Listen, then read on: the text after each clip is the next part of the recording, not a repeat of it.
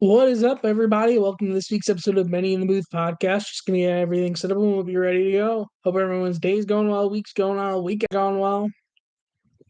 I'm doing the podcast today because today I have an off day, whereas tomorrow I'm fully back in session with classes, and I'm still trying to figure out how I'm going to do the podcast this semester. So I wanted to take advantage of my one full off day before I start classes again to do the podcast this week, compared to during the week where he's still trying to figure out how I'm going to be doing the podcast. So that's why the podcast episode's today and not tomorrow.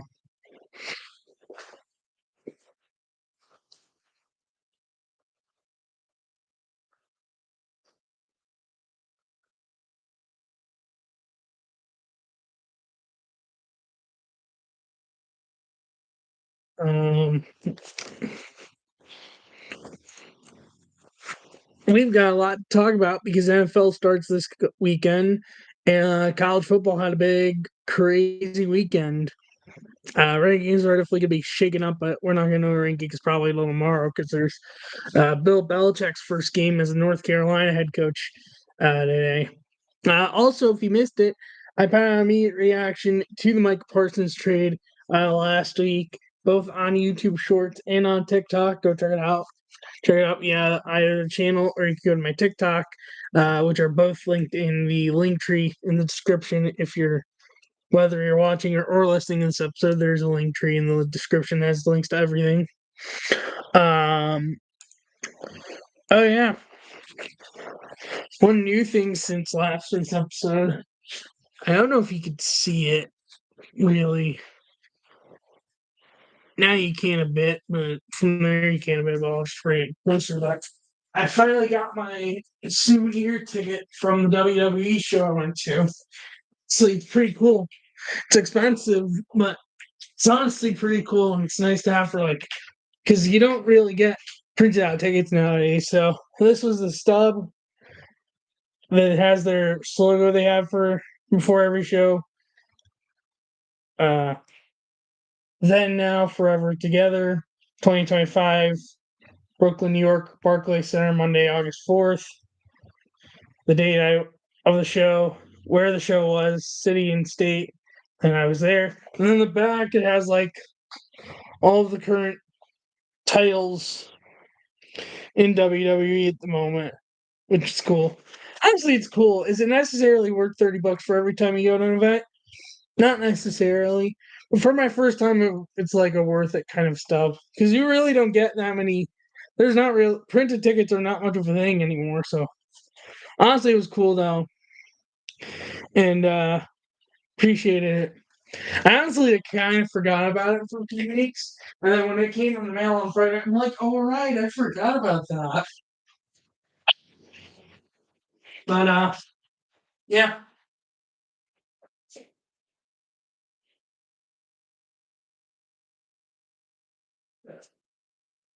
Sorry about that.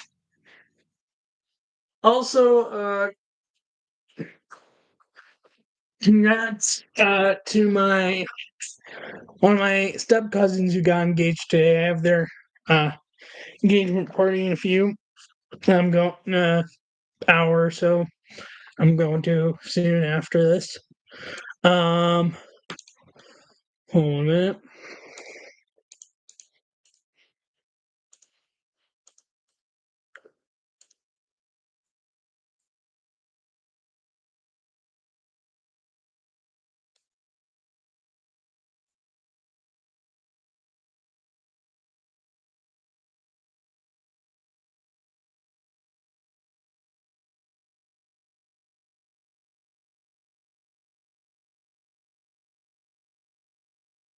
All right.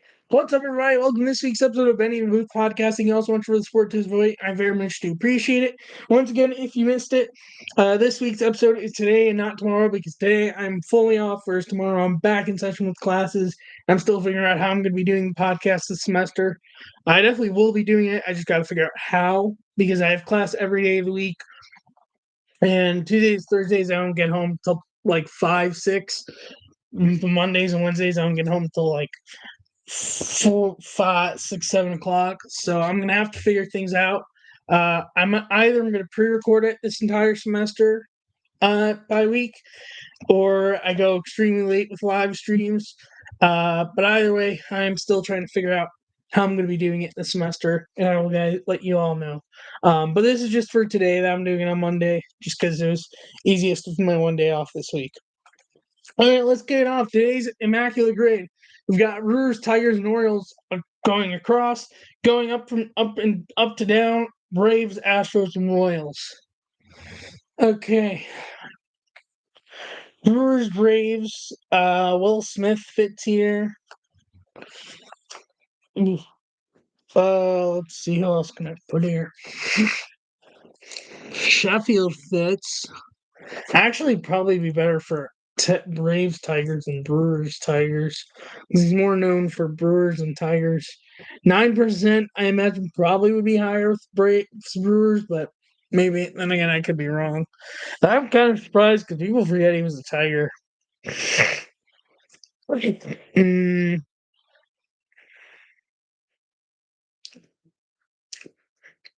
Orlando Arcia fits.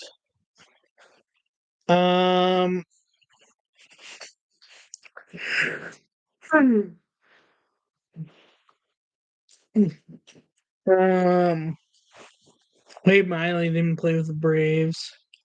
Gallardo did not. Garza did not. Willie Peralta, I don't believe so. I'm just like running through. Oh! Wait a minute. Didn't Manny Pena play for, like, pretty sure this dude played for the Braves, or maybe with Braves. Maybe wrong. He did. And that's gonna be I doubt this is gonna be a high answer as much as the current. 0.4%, I will take that. Orioles, Braves. I believe Ryu Ruiz would fit this random answer from like 2010s. Yes, 0.3%, I will take that. Astros, Brewers, Will Smith fits here. He would also fit Royals, Brewers. I'm gonna say for Brewers, Astros, Will Smith. Reliever Will Smith, not the catcher Will Smith. 0.3%. I have a feeling it'd probably be higher with Royals and Brewers, so good choice. Astros, Tigers. I could be wrong with that, but chances are. Astros, Tigers. JD Martinez fits, but I have a feeling that's probably be a common answer. If you went from like the upper to the tight with the Tigers.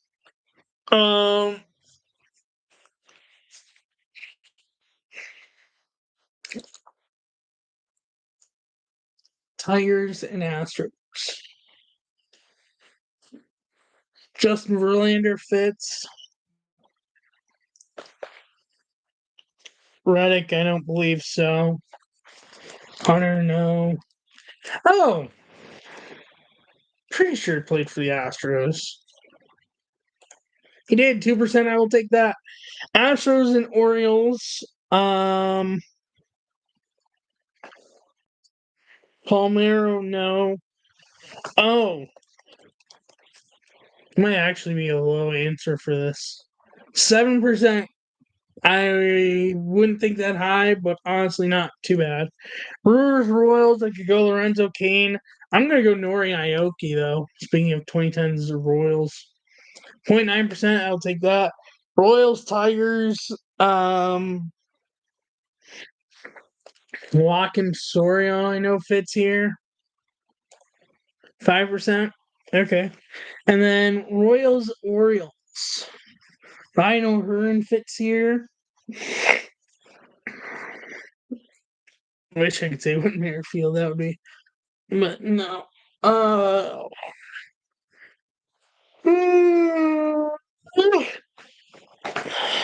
Orioles, Royals. Did the Chen that played for the Royals also play for the Orioles? I always mix up which Chen is what. I think Bruce Chen played for Royals. Did he also play for? Let's see. I see Baltimore. Yeah, Bruce Chen.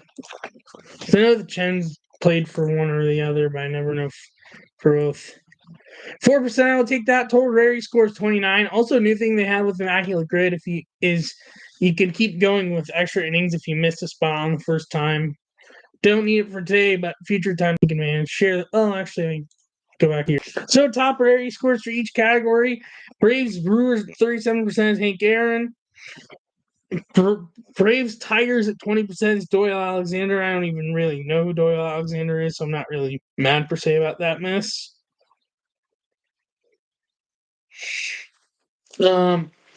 Braves, Orioles, 21% Stink Markakis, fair enough. Astros, Brewers, 22% is Justin Verlander. Astros, Tigers, 49% is Justin Verlander.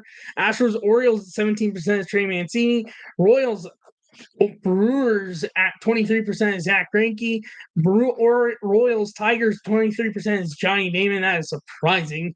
And then Royals at 11% is Ryan O'Hearn. You know, I'm actually curious. Gary Sheffield for Brewers Braves, what would that rarity score be? Would it be higher? Or would I have been better off putting him? I imagine it would be higher because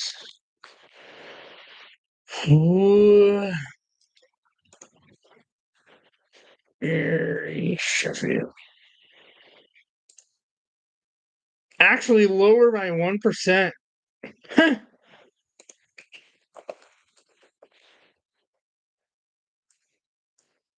And actually actually not that much higher for Brewers Royals for Will Smith. Okay, let's switch over to Daily Walkoff. So categories for today. I'm doing Marlins and Twins, by the way. Played on 5+ teams through 2023. Debuted with the Marlins. 2008 top 5 averages, 300+ at bats, and 2018 top 5 in stolen bases. So Castro, Remuto, and Brian De La Cruz, I believe, would be 2018. 2008 Hanram Maben and Luis Gonzalez. And let's see, I guess, where this gets us. It's actually most correct. Imagine flip these two. Okay, so that definitely helps. Flip Maben, De La Cruz, flip De La Cruz and Almanzaga, and now fully correct. So walk-off triple. So full correct answers for the Marlins. Played on 5+ teams through 2023. Jay Powell, Miguel Olivo, Charles Johnson. Debut with the Marlins. Brian De La Cruz, Andrew Nardi, Jazz Chisholm.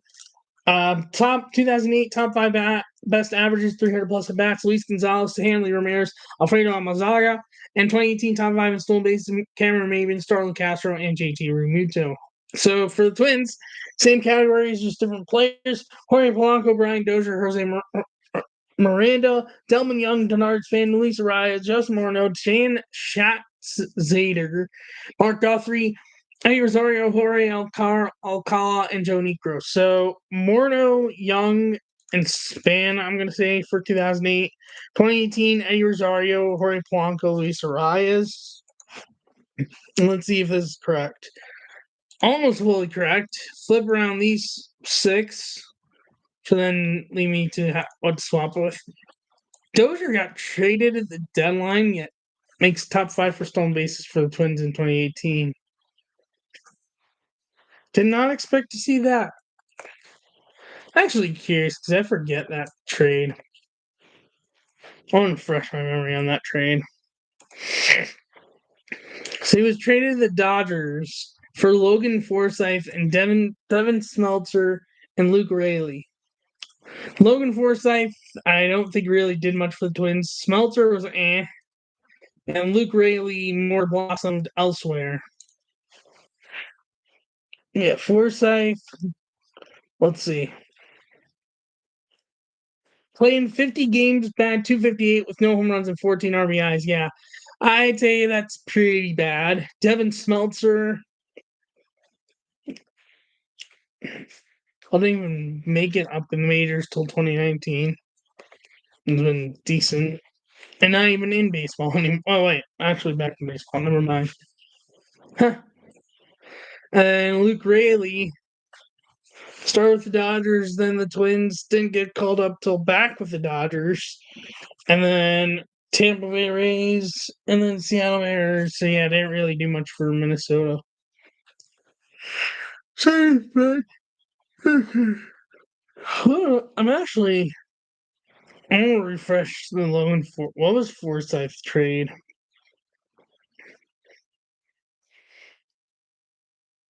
Oh, no, that was a random trade. Okay.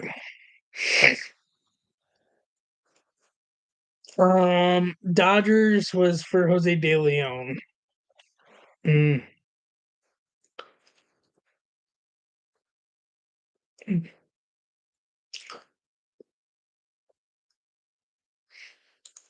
Interesting. I would not have guessed though that Brian Dozier would have had enough games in 2018 where he would fit for Twins. You learn something new every day.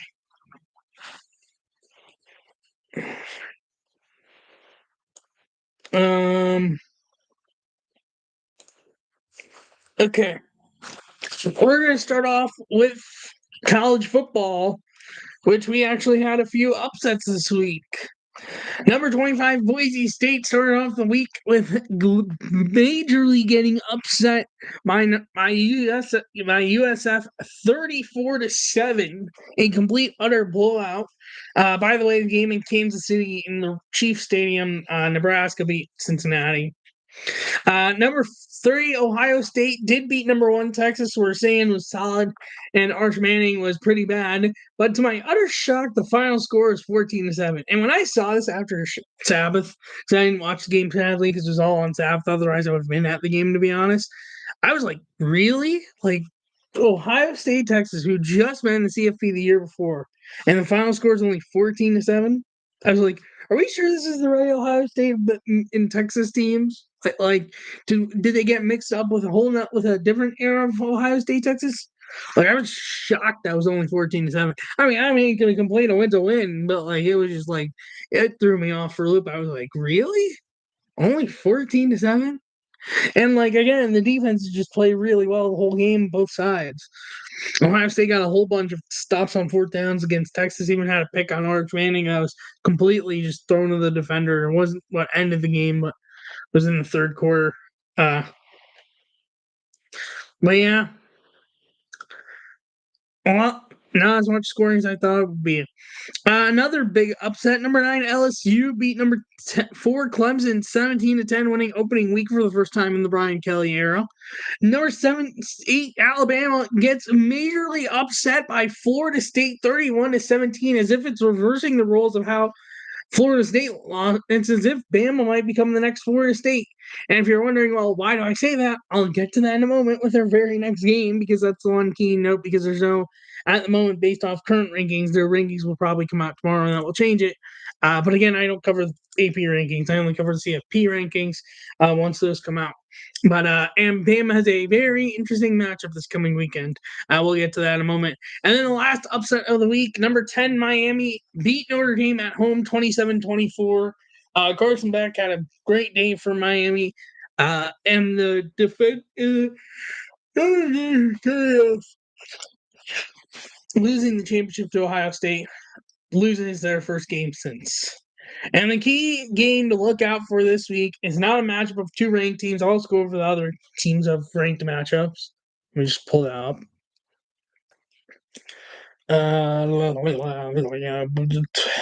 Here we go. Is Alabama hosting UL Monroe? Number 8 Alabama hosts, at the moment 8, will change by the time we get to the matchup. 7:45 on SEC Network this Saturday. And if you're wondering, well, why am I highlighting a match between University of Alabama and University of Louisiana Monroe? Oh, well, I guess it turns out there is a matchup of 2 ranked teams. Huh. Never mind. There's a matchup of 2 ranked teams this week. 14 Michigan at number 18 Oklahoma 7:30 on ABC. So you're wondering, well, why am I highlighting that game? Well, not long ago, So I just highlight on the top 25 games for weeks. I'll highlight this. 2007 Alabama. I believe it was 2007 ULM.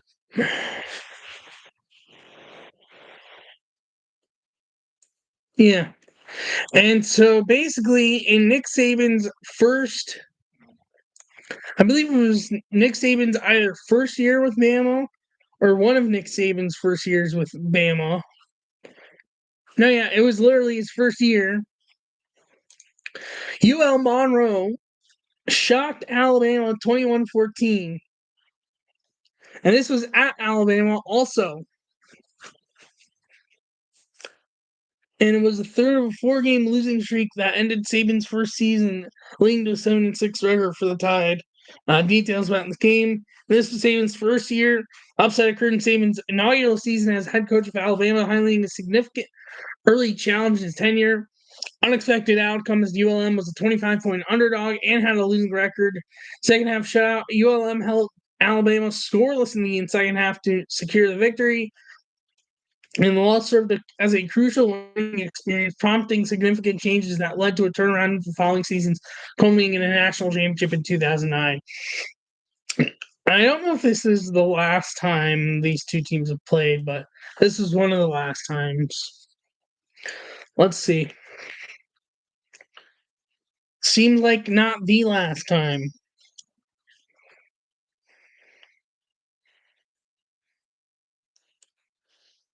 So overall, Alabama's 3-1 against ULM. Their last matchup, they won 63-7. So they're on a two-game win streak. As their one win came in 2007. So 2006 they won 41-7. 2007 they lost. 2015 they won 34-0. So they're actually 3-1 overall, but that one loss just sticks out as a reminder. And also, 2006 was not a year they did much of anything. 2007 was obviously that year we just highlighted. 2015, and 2022 isn't really much significance for Al. But yeah, kind of fun to highlight. But either way, diving back into the rest of the ranked matchups for the week. Friday, Boise State at the moment ranked, but that could change by tomorrow or whenever the rankings come out. Hosting Eastern Michigan, 9 p.m. on FS1. Number 1, Texas hosting San Jose State, 12 p.m. on ABC. Number 2, Penn State hosting Florida International, 12 p.m. on Big Ten Network. Number 12, Illinois visiting Duke, 12 p.m. on ESPN. Number 16, SMU hosting Baylor, 12 p.m. on CW Network. Number 20, Indiana hosting Kennesaw State, 12 p.m. on FS1. 22, Iowa State hosting Iowa, 12 p.m. on Fox. Always a huge, big rivalry matchup, Battle of Iowas. Number 23, Texas Tech hosting Kent State, 12 p.m. on TNT/TrueTV/HBO Max. Number 19, Texas A&M hosting Utah State at 12:45 on SEC Network. Number 3, Ohio State hosting Grambling, 3:30 on the Big Ten Network. Number 4, Clemson hosting Troy, 3:30 on ACC Network. Number 5, Georgia hosting Austin Peay, 3:30 on ESPN Plus/SEC Network Plus. Oregon hosting Oklahoma State. Number 7, Oregon, 3:30 on CBS/Paramount Plus. Number 21, Ole Miss going to Kentucky, 3:30 on ABC. Number 24, Tennessee hosting East Tennessee State, 3:30 on ESPN Plus/SEC Network Plus. Number 15, Florida hosting South Florida, 4:15 on SEC Network. Number 10, Miami hosting Bethune-Cookman, 7 p.m. on ESPN Plus/ACC Extra. South Carolina State traveling South Carolina. Number 13, South Carolina, 7 p.m. on ESPN Network ESPN Plus/SEC Network Plus. 7 p.m. on ESPN. Number 17, Kansas State facing Army. Number 9, LSU hosting Louisiana Tech, 7:30 on ESPN Plus/SEC Network Plus. Number 11, Arizona State going to Mississippi State, 7:30 on ESPN2. And then these two games I had highlighted previously. So that's a college football week Week 1 recap and Week 2 preview. So predictions for NFL Week 1. By the way, I have done a full season predictions 2 episodes ago from Hilton Head Island, South Carolina. That is on the channel, whether on YouTube or audio. Go check that out. That was actually with an uncle of mine. But I'm still going to be doing week by week predictions. So Week 1 predictions, just going to run through them. First game is this Thursday. Cowboys visiting the Philadelphia Eagles on their banner night, 8:20 on NBC. I think Philly's going to win this game, especially without Mike Parsons, though he might not even play Week 1 due to injury, so we'll have to see what happens there. Friday, the Brazil game from Corinthians Arena in Sao Paulo, Brazil. The Chiefs against the Chargers. I'm predicting the Chiefs. Sunday, Buccaneers and Falcons, 1 p.m. on Fox. I have the Buccaneers. Bengals and Browns at 1 p.m. on Fox. As much as I would love to pick the Browns, I'm picking Cincinnati. Miami at the Colts, 1 p.m. on CBS. I have Miami. Raiders at the Patriots, 1 p.m. on CBS. I have the Patriots. Cardinals at Saints, 1 p.m. on CBS. I have the Cardinals. Pirates at Jets. Pirates. Steelers at Jets, 1 p.m. on CBS. I have the Steelers. Giants at Commanders, 1 p.m. on Fox. I have the Commanders. Panthers at Jaguars, 1 p.m. on Fox. I have the Jaguars. Titans at Broncos, 4:05 on Fox. I have the Broncos.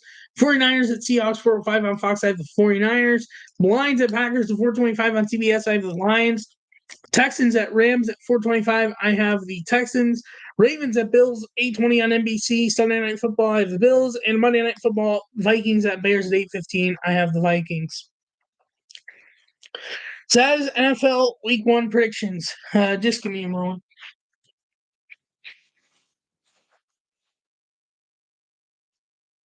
I have water in here. Cool.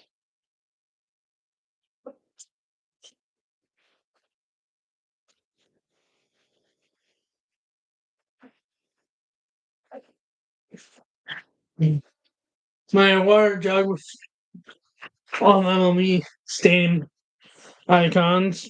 I haven't had this on the podcast in a while.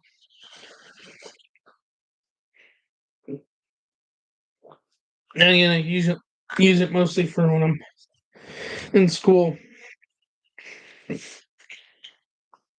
Oof. Into that. And now, MLB Weekly Recap. Honestly, actually, just gonna share the standings. And by the way, there are games actually currently going on already because Labor Day, they do afternoon games on Labor Day. So there are games going on. There are games that are final, and there are games that haven't started yet. But we'll get to that. But no, as far as this week's recap, Braves beat the Marlins 11-2. Braves 9-run ninth is tied for the third most runs in the ninth inning of a game that was tied entering the ninth inning behind August 8, 2001 Tigers 13 at Texas in a 19-6 win, and May 3rd, 1950 Boston Braves / Atlanta Braves at the Pirates in a 15-4 win, and tied with April 8th, 2013 Reds at the Cardinals in a 13-4 win. April 6, 2002 Mets at the Braves in 11-2 win, and July 25th to 1939 Cleveland Guardians at the Philadelphia Athletics / Athletics in 12-8 win. Royals beat the White Sox 5-4. Colson Montgomery stole a home run in the second at 23 years old, 100 days. Is the youngest White Sox player to home run at least 4 straight games. Streak ended the very next day with no homers. That's it for August 26th. For August 27th,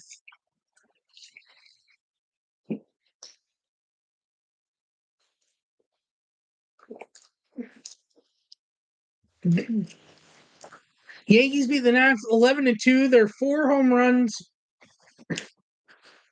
in the third inning makes them the first team in MLB history with 3 different innings with at least 4 home runs in the season. Also, Nationals 77 pitches in that third inning is second most by a team since at least 2000, in a frame behind June 27, 2003 Marlins 91 in the first inning at the Boston Red Sox. Mariners beat the Padres 4-3. Eugenio Suarez 3-run homer in the fourth is his 42nd home this season, which is third most homers in a season between two teams. Behind 1997 Mark McGwire 58 and 2017 JD Martinez 45, and passing 2000 David Justice and 1996 Prev 41.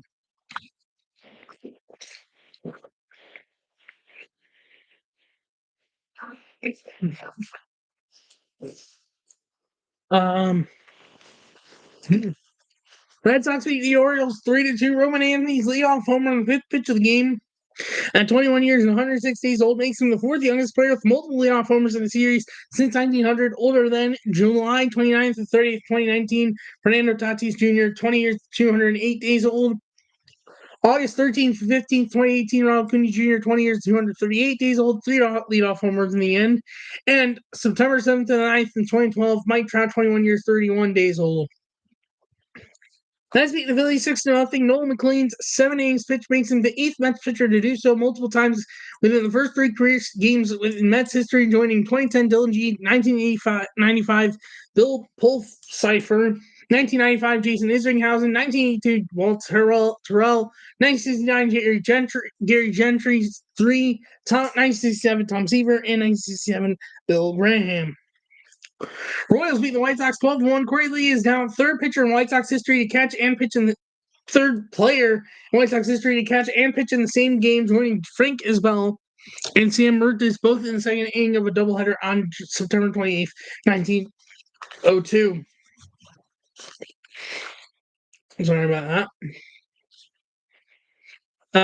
Pirates beat the Cardinals 2-1. Bubba Chandler's 4 innings pitch marks first career save, making him the fifth pitcher since 1969 to have both the win and a save in the first two career outings, joining 1989 Mickey Weston, 1978 Marty Cornejo, 1977 Bob Stanley, and 1973-75 Rick Waits. Just give me a little moment.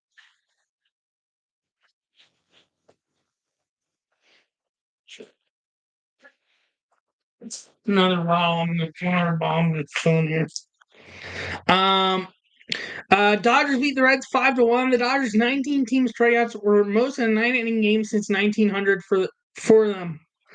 That's it for June 27th. For June 28th, Philly beat the Braves 19-4. Schwarber's 4-homer game marks his third 3+ homer game with Philly, which passes Johnny Carlson's 2 and ties Mike Schmidt for most in Philly's history. Also makes him the fourth Philly with 4-homer game in joining April 17th, 1976, Mike Schmidt, and July 10th, 1936, Chuck Klein, and July 13th, 1896, Ed Delahanty, which also passes. Sorry about this if you hear me. My water thing.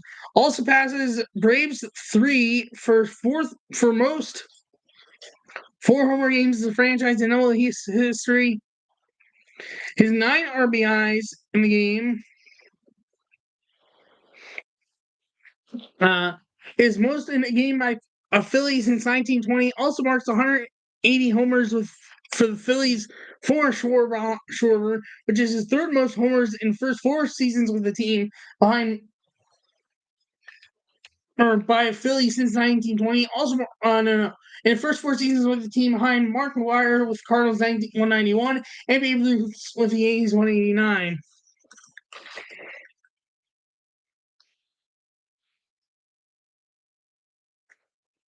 Sorry about that. Yankees beat the White Sox 10-4. Bellinger's 2-run homer in the first is the Yankees' 41st homer in the first inning this season, which is fifth most in MLB history, behind 2023 Braves 47, 2019 Reds 46, 2023 Dodgers 43, and 2022 Astros and 2021 Dodgers 42. And also, in general note, this is the first MLB season with 3 4-homer games. Schwarber, obviously, for the Phillies on this day. Suarez had one for the Diamondbacks, I believe it was. And then Nick Kurtz, obviously, for the Athletics against the Astros earlier this season.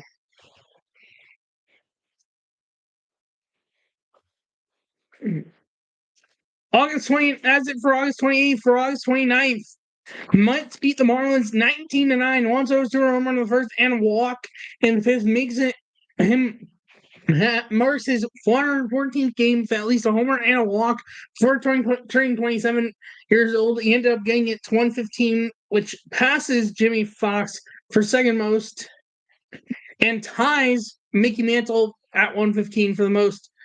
And that's 19 runs are the most in a home game in Mets history. Also tied for second most by a team whose starting pitcher was making his major league debut since 1900 behind September 9th, 1921, Hot Fenner with the White Sox 20, and tied with August 12th, 2008, Charlie Zink, Red Sox, August 8th, 2001, Nate Cornejo, Tigers,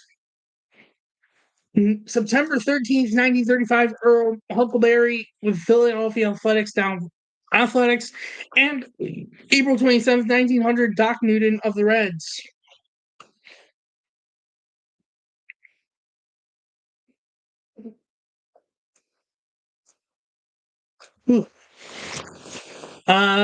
Giants beat the Orioles 15-8. Willie Adames and Luis Matos 4 hits games each. Makes it the first time two San Francisco Giants had at least 4 hits each in the same game since Alex Dickerson and Brandon Belt and Donovan Solano, on September 1st, 2020 at the Rockies. Also the first at home since Evan Longoria and Brandon Belt on August 25th, 2020. General note, Rangers 20 runs on Wednesday, Phillies 19 runs on Thursday, and Mets 19 runs on Friday. 20 runs for the Rangers on Wednesday, 19 for the Phillies on Thursday, and 19 for the Mets on Friday. Is the first time there's been at least one team score 19 plus in game on 3 straight days since 1891.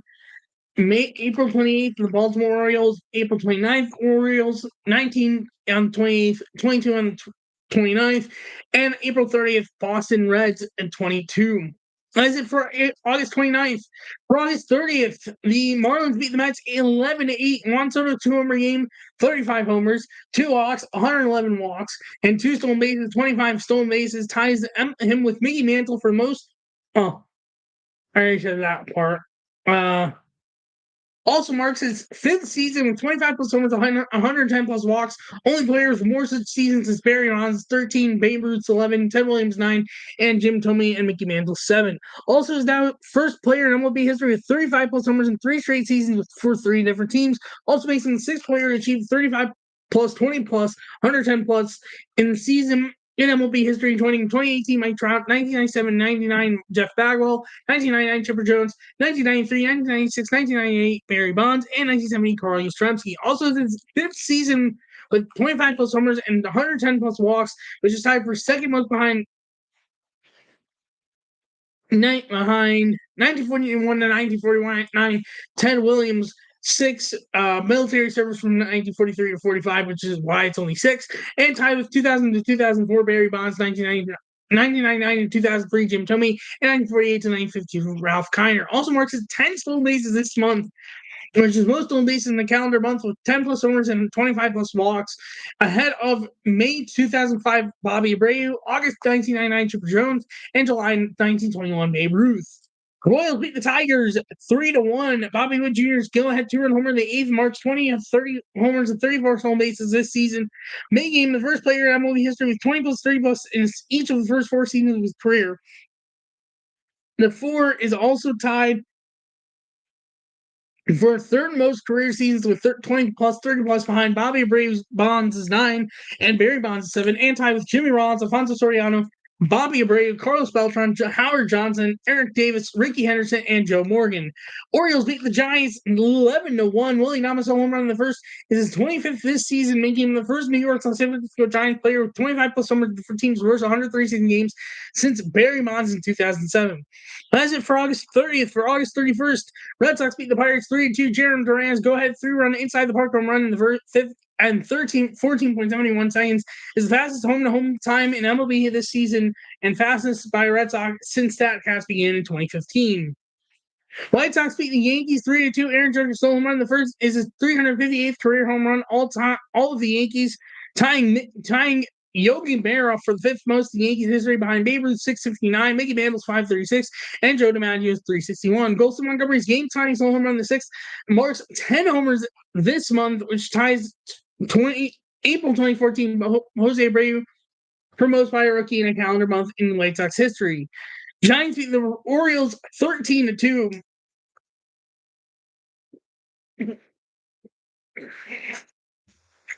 Rafael Devers solo home run in the first marks 14 straight games of the homer for the San Francisco Giants, which is tied for third most in the Giants history since moving to San Francisco in 1958, tied with 2002 and behind 963 and 962-16 and 2001-15. Justin Verlander's 10 strikeouts at 42 years and 192 days old. He is the oldest pitcher with 10 plus strikeouts in games since Randy Johnson on August 22nd, 2008, 44 years, 347 days old. Only other pitchers with at least one 10K game at that very age or older since 1900. Roger Clemens, Nolan Ryan, and Gaylord Perry. Dodgers beat the Diamondbacks 5-4. Will Smith pinch hit walk-off solo home run in the ninth.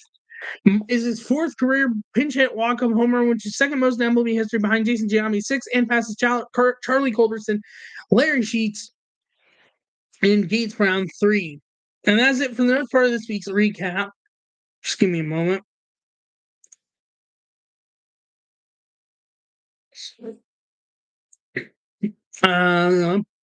Just give me a moment here. Here we go. Standings update, which this will include today's games, but I'm not doing notes on today's games for this week's episode. That will just be for tomorrow, for next episode. Also, because not all the games are final yet. Their game's still going on. But standings update in the AL East, the Orioles Blue Jays in first place, 79-59, followed by the 76-61 Yankees, followed by the 77-62 or Red Sox. Honestly, at this point, I think I'm just going to exclude teams that are 10 plus games back, because now we're starting to get into the September where division races matter and wildcard races matter. So I'm not going to include teams that are 10 plus games back. I'm going to consider them already out of the division race. But for the AL East, for the AL Central, the Tigers in first place at 80-59. I mean, they pretty much have this division wraps. I doubt anyone catches up to them. I don't know magic numbers at the moment. AL West, Astros in first place, 76-62, followed by 73-64 Mariners, who are 2.5 games back. By the way, Royals, Red Sox, and Yankees are both 2.5 games back. Followed by the Rangers, 71-67, who are 5 games back. In the NL East, Phillies in first place, 79-58, followed by the 74-64 Mets, who are 5.5 games back. Followed by the 65 that's already 10 plus games back. And now Central, the Brewers in first place at 85-53, followed by the 78-59 Cubs, who are 6.5 games back. And then the NLS, the Dodgers in first place, 78-59, followed by the 76-61 Padres, 2 games back. And I can't believe the Giants are already 10 games back of the division. And at one point, they were considered like a front runner, and now they're like falling back. And then as for the wildcard standings update, starting with the AL first, Yankees have the top spot, 76-61, 3 games up, followed by the Red Sox, who are 78-62, 2.5 games up, followed by the Mariners at 73-64. Rangers are the first ones behind at 71-67, 2.5 games back, followed by the Royals 70-67, 3 games back, followed by the Guardians at 68-67, 4 games back, followed by the Rays at 67-69, 5.5 games back, followed by the Angels at 64-72, 8.5 games back. And then the NL Cubs have the top spot, 5 games up at 78-59, followed by the Padres at 76-61, 3 games up, followed by the Mets at 73-64. And for Reds, the first one's behind at 4 games back at 69-68, followed by the 68-69 Giants, 5 games back, followed by the Diamondbacks, 68-70, 5.5 games back, 68-70 Cardinals, who were also 5.5 games back, followed by the Marlins at 65-73, 8.5 games back. And as for the games currently going today, have gone final or have not started yet, games currently going on, Braves leading Cubs 6-4 to bottom 8. Giants leading the Rockies 8-2 top 8. Brewers and Phillies tied at 6 mid 7. Orioles, Padres about to start. Kyle Bradish against still Cease. Mariners hosting Rays at 7-35. Luis Castillo against Shane Baz. Patrick Corbin against Ryan Nelson for Rangers Diamondbacks at 8-10. And those are the games that have not started yet or are about to start. And that's the games that are waiting on final. Nationals beat the Marlins 2-0. Mets beat the Tigers 10-8. Blue Jays lost to the Reds 5-4. Red Sox beat the Guardians 6-4. Angels lost to the Astros 8-3. White Sox beat the Twins 6-5. And A's beat the Cardinals 11-3. And that's it for this episode of the podcast. Thank you so much for watching, listening. If you're new on YouTube, leave the like, hit the subscribe button, the notification button to provide when I go live and I post a new video. If you're new in audio, follow the podcast and review notifications to provide when I go post on there. Thank you so much for watching, listening. I'll see you next week's episode 187. Bye-bye.